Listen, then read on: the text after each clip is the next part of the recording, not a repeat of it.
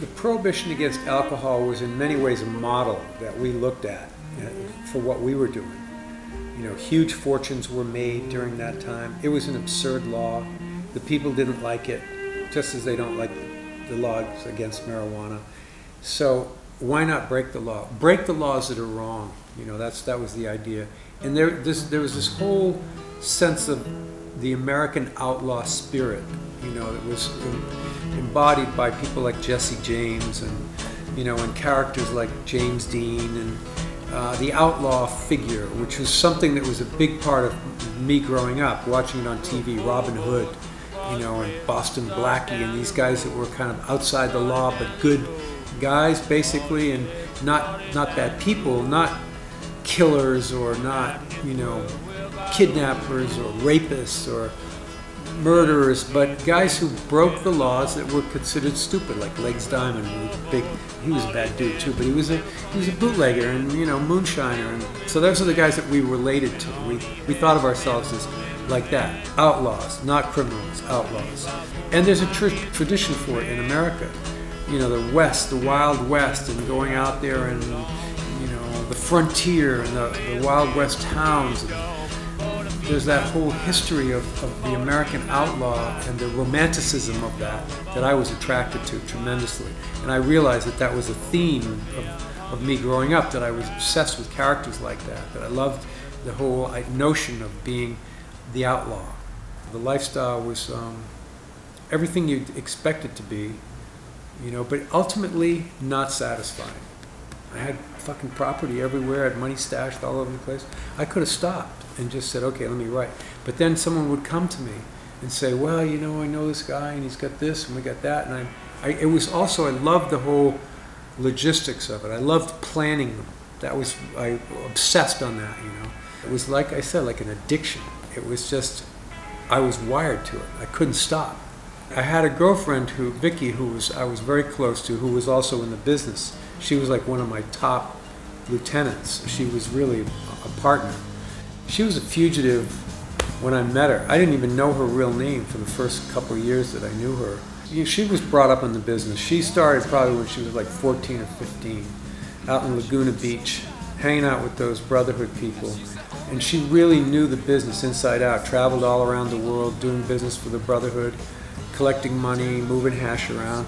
So when I met her through Rosie. I met her in Toronto, along with Buddha Bob, who was like the boss of the whole Brotherhood. They were huge too, man. They were all over the place, doing a lot of business. So when I hooked up with her, at first it was all business. You know, she started selling a lot of the hashish that I was bringing in, and then we became involved romantically, sexually, whatever you want to call it.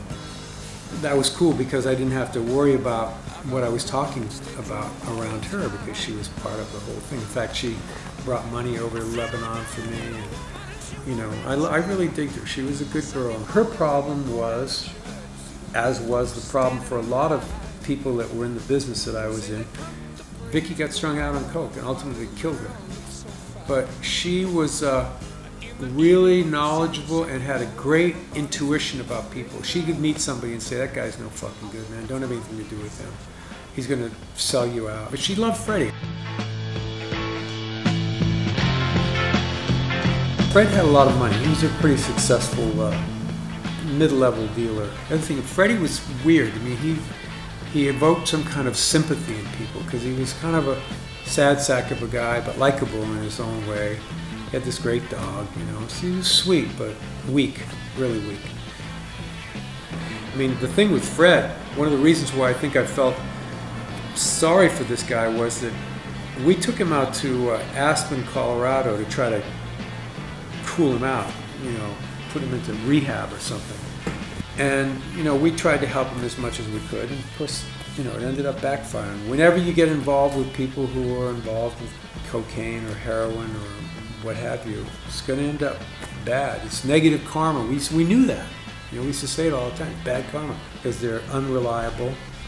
They would kill their mothers for a kilo of coke, and when they're strung out, can't trust them. He was a sweet kid, but I knew that he was doing a lot of coke. But I needed him, and I needed some of the stash houses he had, because we had like 60,000 pounds, 30 tons of weed on this boat. And we had more shit than we knew what to do with. We needed places to put it. We needed people to sit on the stash. We needed to get it out of the state. So I started working with this guy, Fred Barnswallow, we used to call him.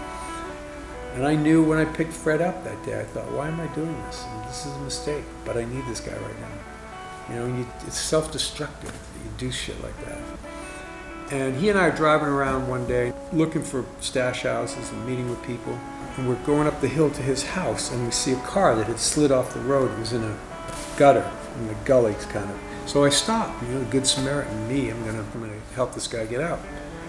And we did, we helped this guy get out, and he was looking at me like, giving me this weird look, and I'm thinking, what the fuck is wrong with this guy? Why is he looking at me like that? He looked like a football coach for like a junior college or something, you know, kind of clean-cut guy, but I'm thinking, you know, what's the story with this guy? And when Fred and I got back in the car, I'm like, do you know that guy? Have you ever seen him before? No, I never seen him before.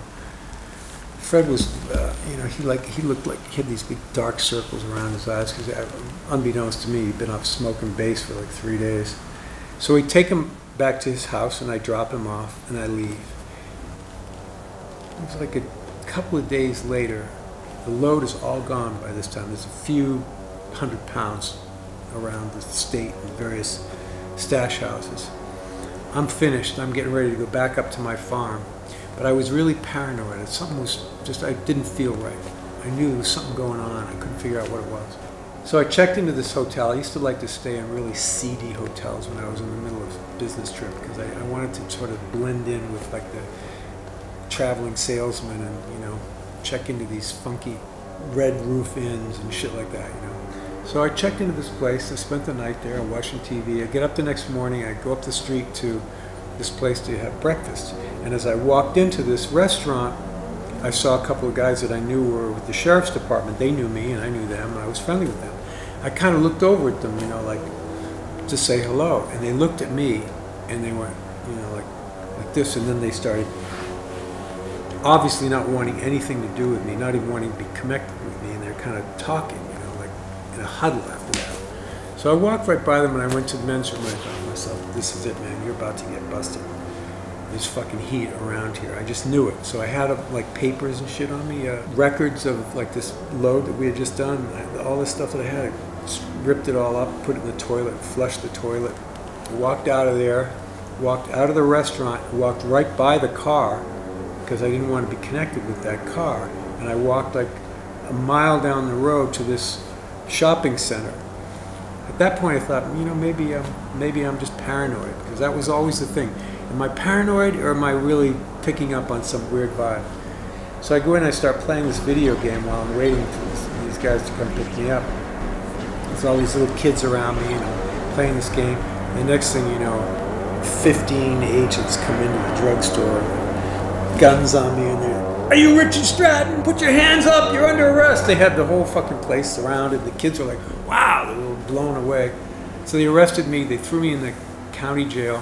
I spent the whole day there, and I'm sitting there going, man, I wonder what they found, you know, what happened, how did they find out? I couldn't figure it out. It was like, what happened was that guy that I helped out of the ditch was a DEA agent who was on surveilling this guy, Fred. They were doing what they call drive-by surveillance on the house just to see what was going on up there. And when he saw me, when I stopped to help him out, he recognized me from DEA flyers and stuff that they were looking for me. And he was like, holy shit, this is this guy that we've been looking for all this time. Because I moved around so much, they never knew where I was. So then he alerted Boston, and Boston sent all these agents up there, but they were a day or two late because they missed the load. They had no case, you know, it looked like I was going to walk from that one. But then the guy, Fred, they caught him dirty, man. They caught him with an Uzi machine gun in his house and all kinds of guns, pot plants, a kilo or two of coke. He was dead to rights. There was no way he was getting out of it. So his only hope was to roll over on me. I knew that, you know, it was just a matter of time they were going to get me, because he could have really implicated me. So I became a fugitive. That's the point where I became a fugitive and split.